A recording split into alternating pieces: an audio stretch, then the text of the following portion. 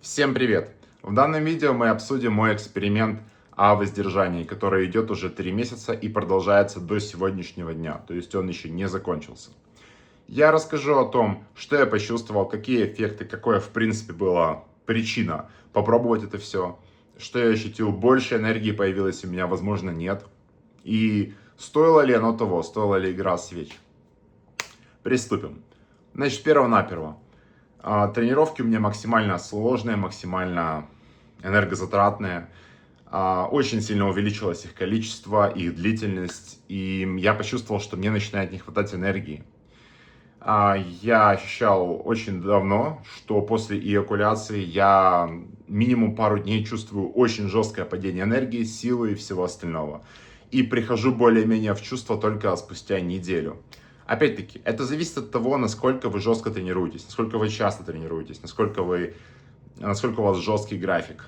Вот. Но когда тренировки у меня выходили на пиковую активность, я начинал ощущать, что я просто не восстанавливаюсь. Мне нужны были абсолютно все силы, абсолютно все восстановление, то есть сон, ну абсолютно все, что я могу почерпнуть для того, чтобы мой организм восстанавливался. Когда-то давно я проводил такой эксперимент, у меня было воздержание месяц, я действительно тогда достиг на тот момент лучшей формы, которая у меня была. По сухости, по всему я мог тренироваться на протяжении 10 дней подряд, без отдыхов и так далее, потому что энергии действительно добавлялось. Но потом я с этого спрыгнул и так далее, да, то есть тренировки у меня слабее были, разные этапы в жизни были, но в данном случае я ощутил, что у меня была нехватка энергии, и что эякуляция чаще, чем раз в неделю приводит к жесткому падению моих тренировок, моих результатов. И более того, даже раз в неделю я потом чувствую несколько дней очень сильное падение. Мне это не нравилось, и я подумал, а почему бы не попробовать больше, чем чем в неделю держаться. К тому же я не хотел ощущать этого падения, этого просадка жесткого. И специально вот прям как-то себя контролировать, нет, такого не было.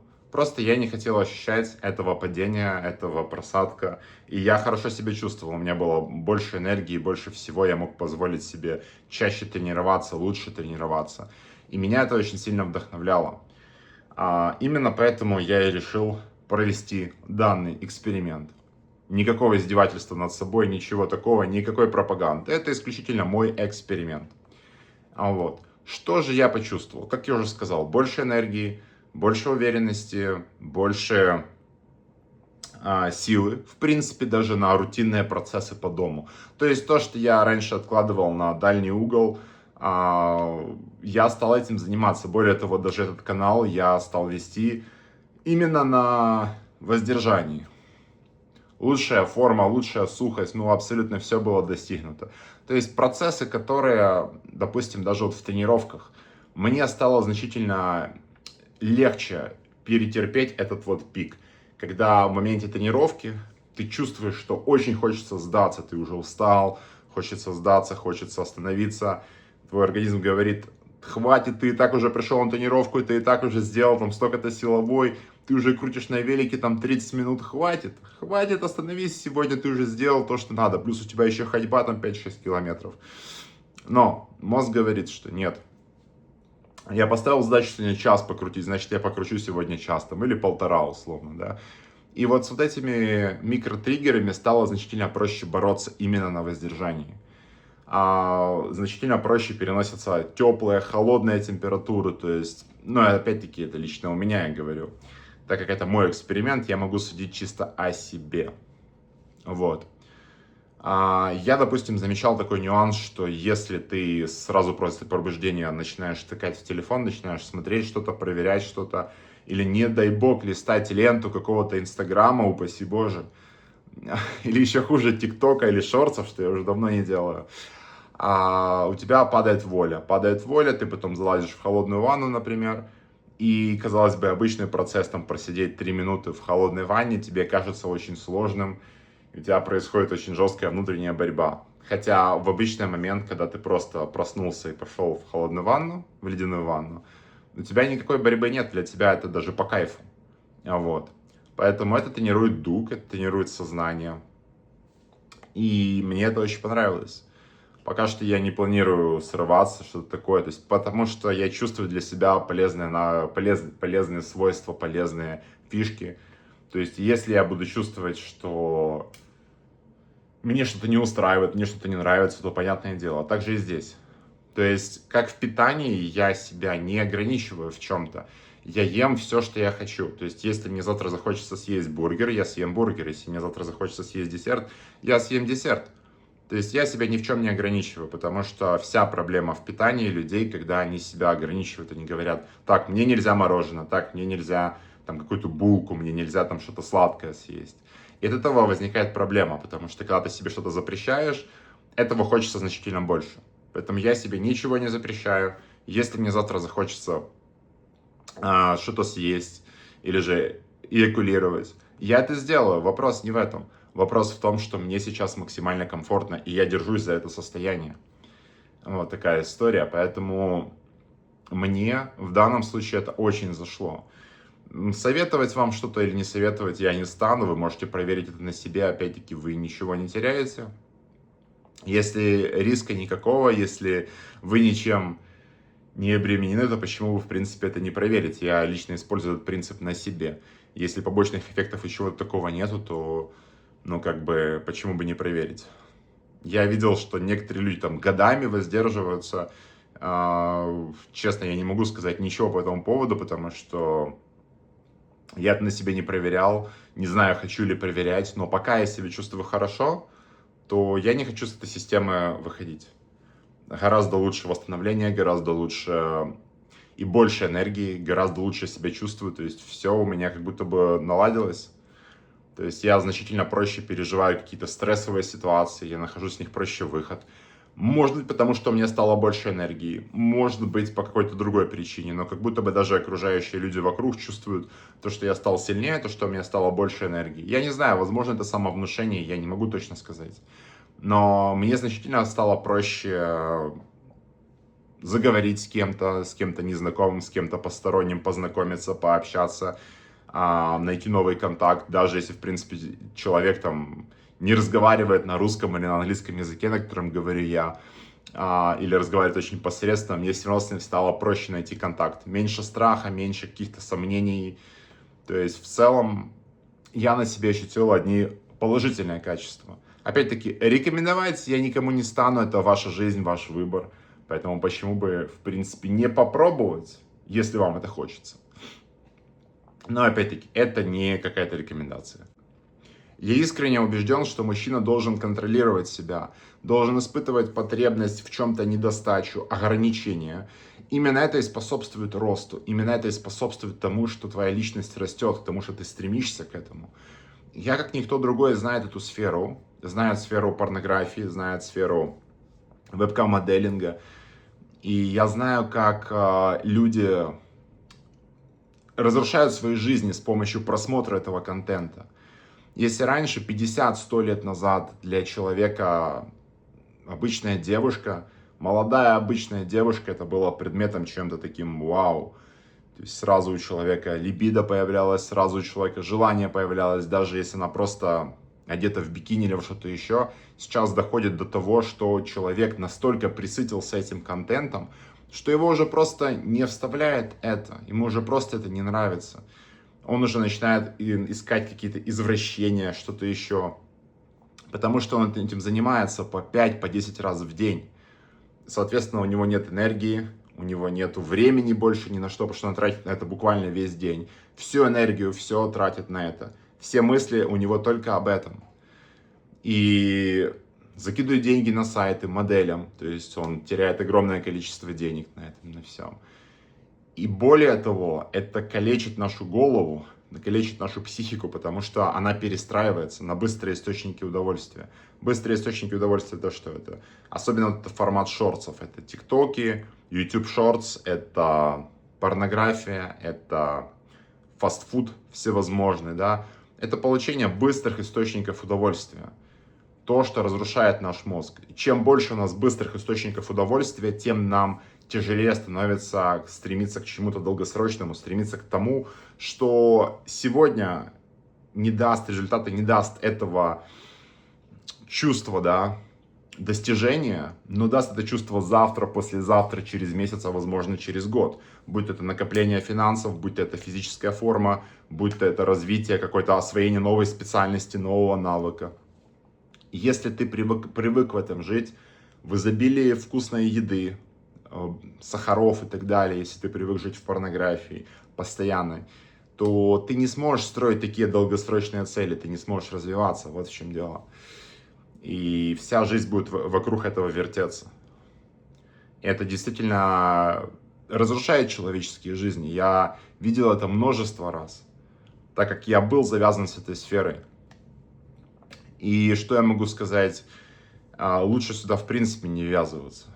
То есть да, очевидно, можно съесть иногда бургер вкусный, можно получить секс хороший, но если ты начинаешь есть бургеры каждый день, если ты начинаешь не получать просто секс, а ты начинаешь просто заходить в телефончик и скроллить видеоролики определенного содержания по 5 раз в день, то полностью твоя психика меняется, полностью источники дофамина, которые у человека вызывают, они полностью меняются. Тебе становится неинтересно идти в тренажерный зал, тебе становится неинтересно достигать чего-то отсроченного. Зачем? Если ты можешь здесь и сейчас, если я здесь и сейчас могу открыть телефон и посмотреть этот ролик, зачем мне с кем-то знакомиться, зачем мне с кем-то переписываться, зачем это все, если вот я могу зайти и посмотреть, все. Зачем мне стремиться к телу для того, чтобы там нравиться как себе, как я выгляжу, для того, чтобы быть сильным, здоровым, если я сегодня, это будет когда-то там, когда-то, отсрочено. Если я сегодня могу просто заказать себе огромную миску бургеров или там чипсов или чего-то еще и кайфануть сегодня. Вот так работает человеческий мозг. Я это не пропагандирую, это естественно плохо, но так или иначе. Человек стремится к легким источникам удовольствия. Потому что раньше, сотни, тысячи лет назад, еда, она была какой? Еда, она была такой труднодоступной. И если что-то было возможность съесть вкусное, то нужно было это делать. Нужно было это делать, потому что этого не будет, потому что это тебя заберут, потому что пропадет и так далее. Сейчас в этом нет нужды, в этом нет потребности такой. Сейчас просто открывается приложение доставки, магазины, они повсюду, они везде. И заказать что-то себе абсолютно не проблема. Так же само и с сексом. Раньше в этом был дефицит. Потому что сегодня есть, завтра нету. И наш организм воспринимает это так же само. То есть он воспринимает просмотр определенного контента как за секс, за реальный секс. И он не видит между этим разницу. Но это стало куда более доступно. А как мы говорим, по истории наш организм воспринимает, что сейчас это есть, завтра этого может не быть. Соответственно, этим нужно пользоваться. Вот представьте, как в семье, да, там, когда день рождения, большая семья, и вот небогатая, есть торт какой-нибудь, да, и порезали там, да, не знаю, там на 5 частей, и каждому по маленькой-маленькой долечке досталось. Если ты сейчас не съест твой брат, твоя сестра, твой отец, там кто-то еще, и тебе ничего не достанется. Именно поэтому ты должен съесть сейчас, потому что потом тебе не достанется. Так же самое работает наш организм. Это было навязано нам тысячи лет. Это так происходило, и до сих пор, даже живя в изобилии, мы не можем это понять. Именно поэтому возникает такая диспропорция, когда огромное количество предложений вокруг летает, касаемо всего. Но организм не понимает, что их огромное количество. Организм воспринимает их как дефицитный продукт, как дефицитный товар, что сейчас есть, завтра не будет. Поэтому пользуйся. Именно поэтому возникает эта проблема. Поэтому на себе я заметил огромные плюсы воздержания. Во всяком случае сейчас. Очевидно, я не говорю, что я там как монах отказываюсь от всего этого. Нет. Я говорю просто, что в данный момент времени для меня это оправдано. Для меня это дает свои плюсы. Для меня это дает результат в спорте лучше. Для меня это дает лучшую концентрацию, лучшую мотивацию, да, то есть в голове. То есть мне проще заниматься чем-то. Я создал канал, я занимаюсь в зале значительно более фанатично, я придерживаюсь режима, и мне это доставляет. Я встаю каждый день сейчас с радостью. Мне интересно, что будет сегодня. Казалось бы, можно посмотреть на процесс, ну, дни похожи, они повторяются, они рутинные, у тебя не такого что-то прям конкретно нового, колоссального ничего не происходит, но каждый день я воспринимаю как что-то новое, как что-то интересное, и я встаю с горящими глазами, и каждый день мне интересно жить. Вот. Поэтому этот эксперимент продолжается и по сей день. Я не говорю, что это только из-за этого. Это из-за того, что я занимаюсь в зале, это из-за того, что я занимаюсь физически, я делаю кардио, я занимаюсь своим здоровьем, я вижу, куда я расту. Но мне интересно видеть будущее, потому что раньше я вставал недовольный, мне ничего не хотелось делать. И я не мог строить планы на будущее, хотя планы, понятное дело, что, как говорится, мы предполагаем, Бог располагает, как так вроде это говорится, да, ну условно. Но мне интересно, что будет через год, через 2, через 5 лет со мной, как моя жизнь поменяется. Вот раньше какая-то такая была апатичная история, что мне это все было неинтересно, я просто жил сегодняшним днем. Именно поэтому я для себя могу выделить, что для меня этот эксперимент оказался полезным, для меня этот эксперимент дал больше, чем, возможно, даст кому-то. Вот. Поэтому пробуйте, если вам интересно, если вам тематика спорта, например, интересна. Попробуйте сравнить свои достижения, пробуйте сравнить свою волю, свой характер, свою несгибаемость на воздержании и без него. Почему нет? Почему нет? В принципе. На этом, я думаю, все. Я обсудил все, что хотел касаемо этой темы. В принципе, если у вас есть чем-то поделиться, может быть, вы сами пробовали, можете написать об этом в комментариях, поэтому что-нибудь жмите, что-нибудь пишите. На этом канале будет много экспериментов, потому что я пробую очень много разных БАДов, добавок и всего остального. Это мой выбор, я никого к этому не призываю. Я всего лишь делюсь чисто в ознакомительных целях, все. И об этом здесь рассказываю. Вот. Опыт применения всевозможных БАДов, добавок у меня более 10 лет. Я очень много чего попробовал. И что-то из них, как я говорю, помогло мне, что-то из них мне не помогло, что из них оказалось плацебо. Здесь я рассказываю так, как есть, здесь я рассказываю правду, ничего не скрывая. Всем пока!